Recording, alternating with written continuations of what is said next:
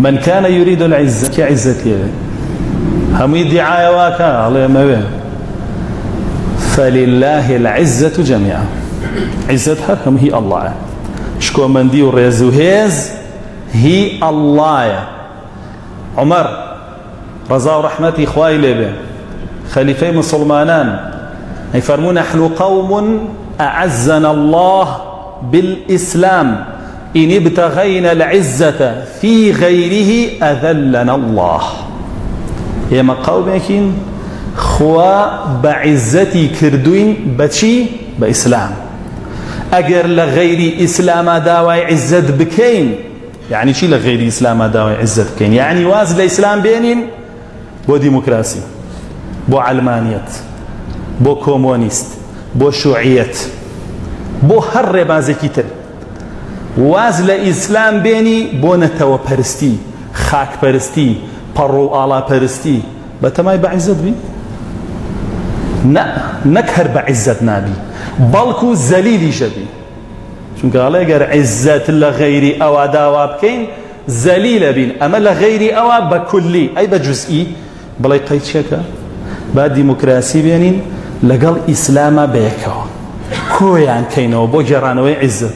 بو برابر رزكم إسلامكي تو نقصانة كامريكي بديمقراسي أي إخوانا فرمي أكملت لكم دينكم دينك تانم بوطاو كردون بيوسي بهيتشي كانيا طعن الأخوة دي الله دينك كامل نيا بيوسي بو منهجو بو ربازو بويكو بويكش هي قبولي كينو بيها نناوي تاوكو عزت بجارينو دي بتمابي جگە لە ئیسلام بەجگە لەو ئیسلامە بە تێکەڵاوکردنی بێ لە دەرەوەی خۆی بێ بە بەرنامەیەکی تر عیزت بگێڕیتەوە نایبینی بەڵام هەتا تۆ دەستگرتووبی بە قورئان و بە سونەتەوە ئەگەر خۆشێ بە تەنیابی بە عیزەتی سەیری ئەو کەسانەکەن کە بە حەق شوێن ئەو دینە کەوتون خۆی بە تەنیایە سڵ لە هەموو کوفری عالەم ناکاتەوە لەکوێی بۆ عیزەتە لإسلامكي لقرآنكي لا بدستي هنا خلق بينا دعوة تا خلق اللي بسنته خوا بيداوة بلام كخلق بيداي خلق يجليت سنته بويزور كزهية كبحسابي خوي أبي بعالم لنا وخلقات شنك بس خلق جويلي يجري وبعالمي داني دعي كلاي خلق كود يتر كوتو علمنا معه بلام خلق هي چونك خوا عزتي بيداوة وعلم ودين وشرعي بيداوة عزيز بوا